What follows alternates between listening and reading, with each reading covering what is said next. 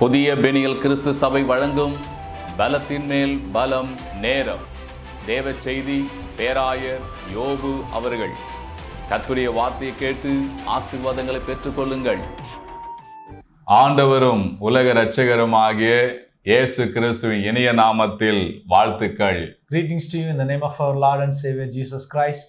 பலத்தின் மேல் பலம் என்கிற நிகழ்ச்சி மூலமா உங்களை சந்திப்பதிலே மகிழ்ச்சி அடைகிறோம். We are very glad that we are able to meet you in this great episode of Strength to Strength. அருமையான தேவப்பிள்ளை, கர்த்தருடைய வார்த்தையை தொடர்ந்து நீங்க கேட்டுக்கொண்டு வரீங்க. ரொம்ப சந்தோஷமா இருக்கிறது. Dear children of God, we are very glad that you are listening to the word of God continuously. நாங்கள் மீண்டும் சொல்லுகிறோம், இந்த வார்த்தையை மற்றவங்களுக்கு நீங்க ஷேர் பண்ணுங்க. And we are telling you again that you will share the word of God to others also. அவங்களும் இந்த வார்த்தையை கேட்டு ஆசீர்வாதங்களை பெற்றுக்கொள்ளட்டும். That they may listen to this word and receive the blessings of God. இந்த நாளுக்குரிய செய்தியின் தலைப்பு என்ன தெரியுங்களா? And the title of the message today, அர்ப்பணிப்பு குணம். the character of submission. ஆமா அருமையான தேவப்பிள்ளைகளே, Yes, dear children of God, நம்ம எந்த ஒரு காரியத்திலையும் in anything that we are doing, நம்மை அர்ப்பணித்தால்தான் if we submit completely, ஒரு மிகப்பெரிய வளர்ச்சியை நம்ம அடையலாம். we can see a great progress. ஒரு நன்மையை நாம் பெறலாம். We can receive good reward. நம்ம படிக்கிற படிப்புல If you are studying, ஒரு அர்ப்பணிப்பு இருந்தாதான் if you are having a submission to that, அந்த படிப்பை முழுவதும் படித்து முடித்து we can complete the course of study ஒரு வெற்றியை காணலாம். and we can see the victory. ஒரு வேலை ஸ்தலத்துல In the workplaces, அந்த வேலை செய்யற இடத்துல நம்மள முழுவதுமாக அர்ப்பணித்தால்தான் if you are dedicating ourselves completely, அந்த வேலையை நம்ம செய்து வெற்றி பெற முடியலாம். then only we can see the victory in that.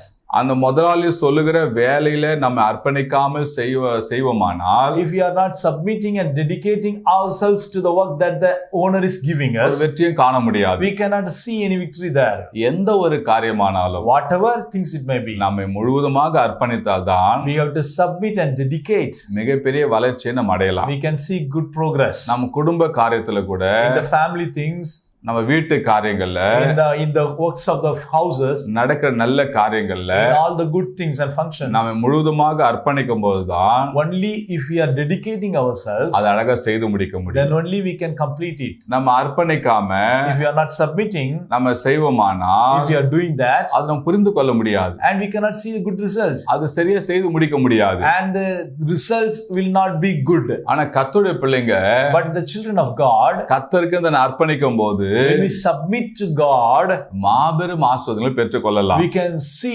massive blessings. பரிசுத்த வேதாகமத்துல In our holy Bible, Ruth சரித்திர புத்தகம் என்று ஒரு புத்தகம் we இருக்கிறது. can see the history of Ruth, இதுல ரூத் என்கிற பெண்ணை குறித்து பார்க்க போகிறோம். and we can see a woman by name Ruth.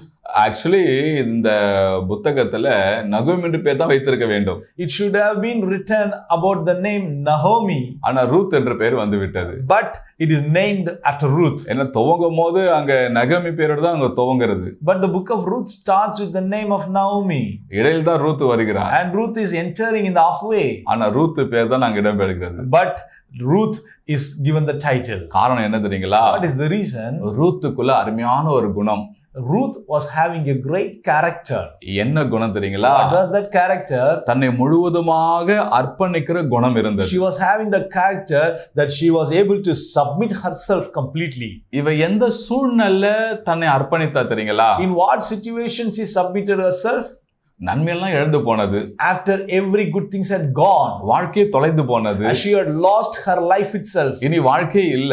There was no hope for life. ஒன்றுமில்லாத மாமியிடத்தில், And there was Naomi, her mother-in-law, who was having nothing. அதாவது நகோமியிடத்தில் To Naomi, தன்னை அர்ப்பணித்தார். she submitted her. இந்த ரூத் எங்கெல்லாம் அர்ப்பணித்தாலோ, Wherever Ruth submitted, அவ மாபெரும் நன்மை பெற்றார். she received great reward.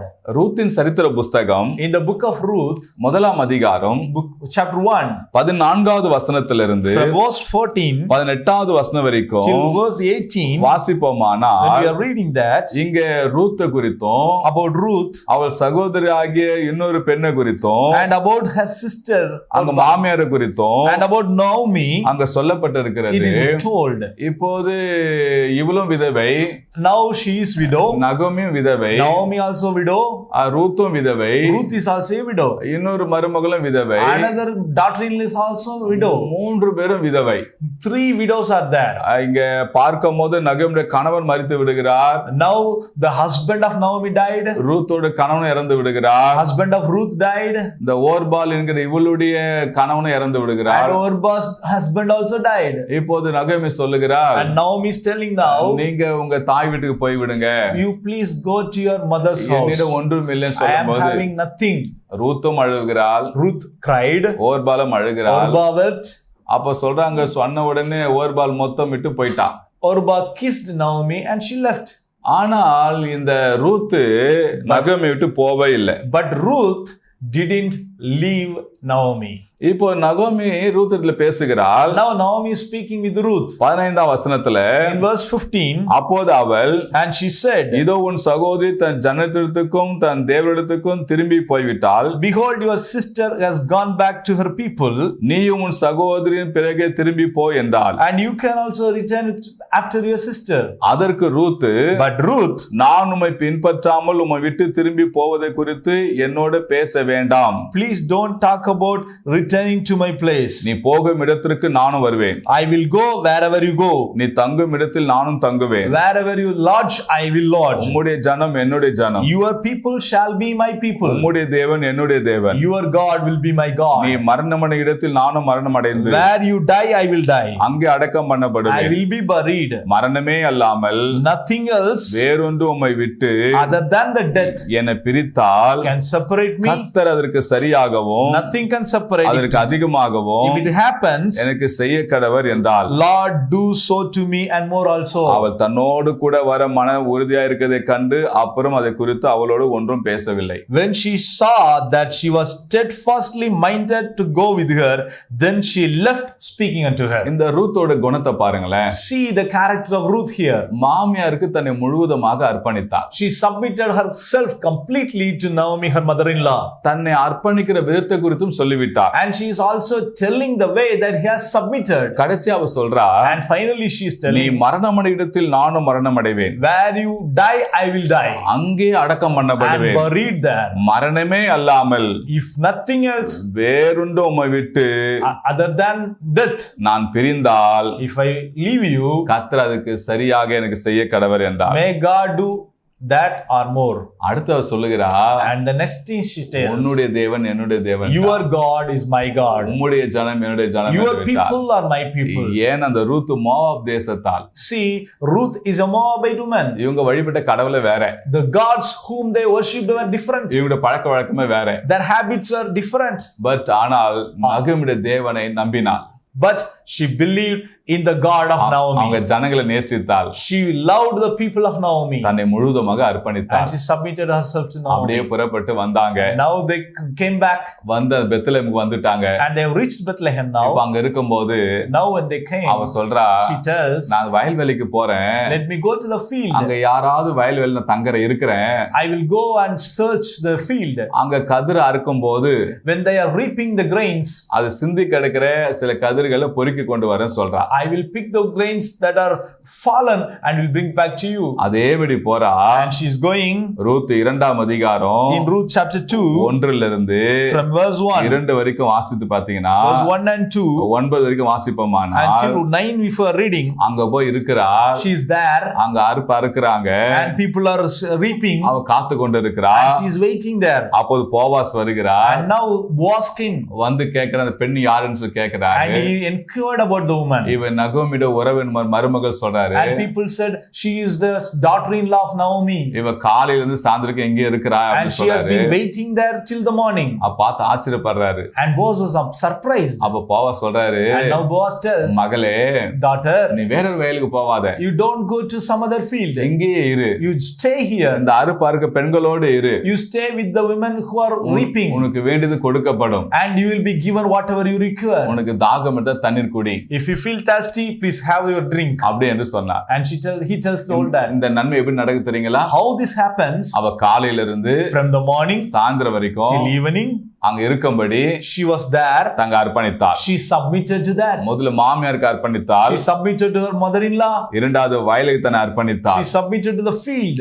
மூன்றாவது காரியம் என்ன தெரியுங்களா? Third thing, ரூத்தின் சரித்திர புத்தகம் in the book of Ruth, 3ஆம் அதிகாரம் chapter 3, முதலாம் வசனத்துல இருந்து from verse 1 11ஆம் வசனம் வரைக்கும் till verse 11. வாசிக்கும் போது When you are reading that, மாமியார் சொல்றா, Naomi tells, மகளே, daughter, நான் உனக்கு சௌக்கியத்தை தேடாமல் இருப்பேனோ? will I not seek good things for you? இன்றிரவு போவாஸ் தன் வயலை படுத்துக் கொள்வான். And Boaz will be there in this field நீ எண்ணெய் tonight. பூசிக்கொண்டு, You have your oil, வஸ்திரத்தை மாற்றிக்கொண்டு, put good clothes, அவன் படுத்திருக்க நேரத்தை பார்த்து and look for the place where he is lying, அவன் காலண்ட போய் படுத்துக்கொள். and you lay near his foot. அவன் உனக்கு செய்ய வேண்டியதை எல்லாம் மட்டும் அவன் செய்வான். He will do whatever things, good things to do for அவன் you. உனக்கு உறவன் முறையன் என்று சொல்லிக் கொடுக்கிறான். And she is telling he is your kinsman redeemer. மாமியாருக்கு தன்னை அர்ப்பணித்ததுனால Because she submitted herself to her mother-in-law. இப்போ மாமியார் இந்த நகோமிக்கு நன்மை செய்ய பார்க்கிறார். Now her mother-in-law wants to have good things for her daughter-in-law. இந்த மாமியாருக்கு மட்டும் தன்னை அர்ப்பணிக்காமல் இருந்திருப்பான்னு சொன்னா இவருக்கு இந்த நன்மை நடந்திருக்காது.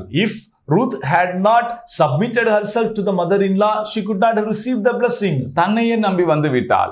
Naomi thinks she has come with great trust upon me. இவளுக்கு ஏதாவது நன்மை செய்யணுமே என்று சொல்லி, And so the mother-in-law had a good heart to help her. இப்ப நன்மை செய்ய முற்படுறா. Now she is trying to help her. நகோமி சொன்னபடியே ரூத் செய்தா. And Ruth obeyed and did whatever Naomi said. Boaz புசித்து குடித்து படுத்து கொண்டார். When Boaz had good drink and slept, அந்த இரவு நேரத்துல இவளும் போய் அந்த போவாஸை பார்த்து படுத்து கொண்டார். by that night time she also went near and she laid down near his feet. நடு ராத்திரி வரும்போது அரண்டு பரலும் போது, Suddenly in the midnight when Boaz just slept over, அப்போது போவாஸ் எழுந்து மகள் நீ யார் என்று கேட்கிறா. and he was shocked by the presence of the woman, and she said, daughter, who are you? நான் உமது அடியாளாகிய ரூத் என்று சொல்றா. And now Ruth said, I am your servant maid Ruth. அப்ப அவன் புரிந்து கொண்டான். Now Boaz understood. மகளே நீ இரு, daughter, you stay here. எனக்கு ஒரு முறை இருக்கிறான். There is another kinsman who is more nearer to you, அவங்கிட்ட உன்னை குறித்து பேசுறேன். and I will ask him. அவன் உன்னை விவாகம் பண்ண மனதானால், If he has a desire to marry you, ஆகட்டும். let him marry you. இல்லை என்றால் நான் Or otherwise, ஊரறி நான் விவாகம் பண்ணுகிறேன்னு I will சொன்னான். marry you. காலமே இருட்டாவதுக்கு பொழுது விடுறதுக்கு முன்னாடி இருவரும் எழுந்து போய்விட்டார்கள். Before the coming of the sun at dawn, and they left the place. நடந்த சம்பவத்தெல்லாம் நகோமி சொல்றா. And Ruth went and told everything that had happened to Naomi. நகோமி சொல்றா, கொஞ்சம் பொறு. Naomi said, please wait. அவன் நன்மை செய்கிறவன். He will do good things. அவன் நன்மை செய்வான் சொல்லி He will do good. காத்திருந்த போது, And when they waited, போவாசுக்கு நெருங்கிய இன்னொருத்தன் வந்தான். another man who was a closer redeemer அவங்கள்ட்ட came, கூப்பிட்டு விஷயத்தை சொன்னாரு. and Boaz told him. அவன் சொன்னா இதுக்கு எனக்கு உடன்பாடு இல்லைன்னு That சொல்லிவிட்டான். man refused to accept the offer. பின்பு ஊரார் ஜனங்கள்லாம் வர வைத்தாரு. And all the village people came, ஊரார் அறிய and in front of the people, நகோமி கிட்ட இருந்த the Naomi ரூத்தை got அவர் விவாகம் பண்ணி கொண்டார். he accepted Ruth and married her. பாருங்க அருமையான தேவ பிள்ளைகளே, Look, dear children of God, மாமியாருக்கு தன்னை அர்ப்பணித்ததுனாலும், because Ruth submitted herself to her mother-in-law, அந்த வயல்ல தன்னை அர்ப்பணித்ததுனாலும், and she submitted herself in that field, நல்ல ஒரு வாழ்க்கை அவளுக்கு கிடைத்தது. she received a good life. அதோடு மாத்திரம் அர்ப்பணிப்பை அவர் நிறுத்திவிடவில்லை. Not only the submission stopped there. ரூத்தின் சரித்திர புத்தகம் 4ஆம் அதிகாரம் In the book of Ruth chapter 4, 9 from verse 9 11 வரைக்கும் வாசிப்போமானால், till 11, if you are seeing, Boaz தன்னை முழுவதுமாக அர்ப்பணித்தார். to Boaz she submitted herself completely. முதல்ல மாமியாருக்கு அர்ப்பணித்தார். First of all, she submitted to her mother-in-law Naomi. இரண்டாவது வயலில் தன்னை அர்ப்பணித்தார். Secondly, she submitted to the field to work. மூன்றாவது போவாசு தன்னை முழுவதுமாக அர்ப்பணித்தார். And then she submitted herself to Boaz. இப்ப அற்புதமான சந்ததிகளை அவர் பெற்றெடுத்தார். Now she was able to give birth to generations. அந்த அர்ப்பணித்ததுனால Because of her submission, அவர் சரித்திரம் படித்தால், she created a history. அவர் சரித்திர குறித்து About her history, ரூத் 4ஆம் அதிகாரம் in chapter 4, 17ஆம் வசனத்திலிருந்து from verse 11 22ஆம் வசனம் வரைக்கும் till வாசிப்போமானால், verse 22, if you read, அவருடைய சந்ததி பெயரெல்லாம் இருக்குதாங்க. her generations are mentioned. 18ஆம் வசனத்திலிருந்து பார்க்கும்போது, When we look from verse 18, பேரசுடைய சந்ததியின் வரலாறு என்று துவங்குகிறது. now these are the generations of Phares. கடைசில 22ஆம் வசனத்துல And 22 verse, ஓபேத் ஈசாயை பெற்றான் என்று சொல்லி தாவீது பெற்றான் என்று சொல்லி முடிகிறது. Obed begot Jesse and Jesse begot David. தன்னை அர்ப்பணிக்கிற குணம் இருந்ததுனால Because she was having the character to submit, சரித்திரம் படைத்தால் she created history சரித்திரத்தில் பேரும் வந்தது. and her name is written in history. இந்த வார்த்தை கேட்டுக்கொண்டிருக்கிற Dear children of God who are listening to this word, என் அன்பு தேவ பிள்ளைகளே, dear children of God, எப்படி ரூத் மாமியாருக்கும் வயல்வேலைக்கும் போவாசு தன்னை அர்ப்பணிக்கிற குணம் இருந்ததுனால தன்னை அர்ப்பணித்ததுனால சரித்திரம் படைத்தாலோ, because of the character of submission, and she submitted to Naomi to the field to work, and Boaz, நீங்களும் உங்க வாழ்க்கையே போவாஸ் என்கிற இயேசுவுக்கு ஒப்பு கொடுக்கும் போது, she also created a history in the same way. If you are submitting to Jesus Christ, our Boaz, இயேசுவுக்கு உங்களை அர்ப்பணிக்கும் போது, if you submit yourself to Jesus, இயேசு உங்களுக்கு வேண்டிய நன்மைகளை செய்து உங்களை சரித்திரம் படைக்க வைப்பார். he will do whatever you require and he will make you to create history. இந்த ரூத் சூழ்நிலை பார்க்கவில்லை. Ruth didn't look for circumstances. நான் நினைக்கிறேன் ரூத் நல்ல தரிசனம் உள்ள பெண் என்று நினைக்கிறேன். I believe Ruth was a great visionary. நகோமிக்கு எல்லாம் போய்விட்டாலும், Even though Naomi had lost everything, நகோமி கிட்ட இன்னும் ஆசை இருக்குது. Naomi was still having something. நமக்கு நல்ல ஒரு எதிர்காலம் இவங்கிட்ட இருக்குது, I'm still having a good future என்று சொல்லி அவர் கண்டுபிடித்து பார்ப்பது. She found that. ஆனா தான் நகோமி விடவே இல்லைங்க. So only she didn't leave Naomi. தன்னை முழுதுமா She அர்ப்பணித்தாள். submitted herself. இன்னைக்கு சரித்திரம் படைக்கலாமானால் Now she is in history. அந்த பெத்லகேம் ஊருக்கே சொந்தக்காரியா மாறிவிட்டாள். Now she became the owner of the whole town Bethlehem.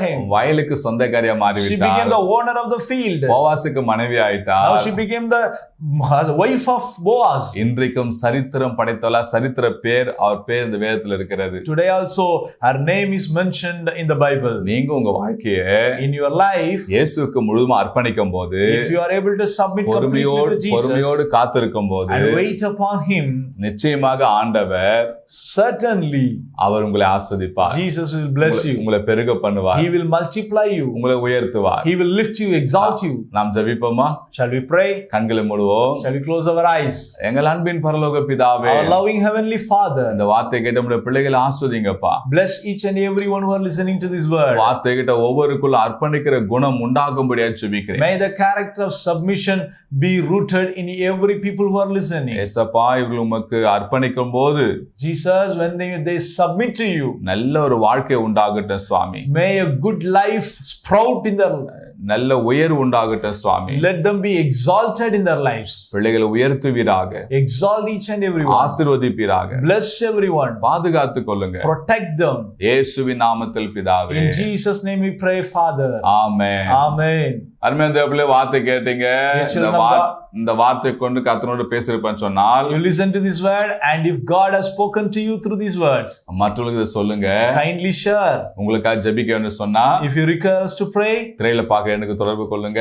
kindly contact the number in the screen. உங்களுடைய ஜெப குறிப்பை எங்களுக்கு அனுப்புங்க. Please kindly send your prayer request to us. நாங்க உங்களுக்காக ஜெபிக்க ஆயத்தமா இருக்கிறோம். We are ready to pray for you. கர்த்தர் உங்களை ஆசீர்வதிப்பார். May God bless you. பிரியமானவர்களே, நீங்கள் எந்த திருச்சபைக்கும் போகாத நபராய் இருப்பதை சொன்னால், எங்கள் திருச்சபையில் நடக்கும் ஆராதனைக்கு வாருங்கள். எங்கள் திருச்சபையின் ஆராதனை நேரம் காலை 6:30 மணியிலிருந்து 8:30 மணி வரை நடைபெறும் இடம் புதிய பெனியல் கிறிஸ்து சபை, நம்பர் 107, நேருஜி ஜோதி நகர், 2வது தெரு, Ayanavaram, Chennai 23, century flower mill மற்றும் பனந்தோப்பு ரயில்வே காலின் அருகில்.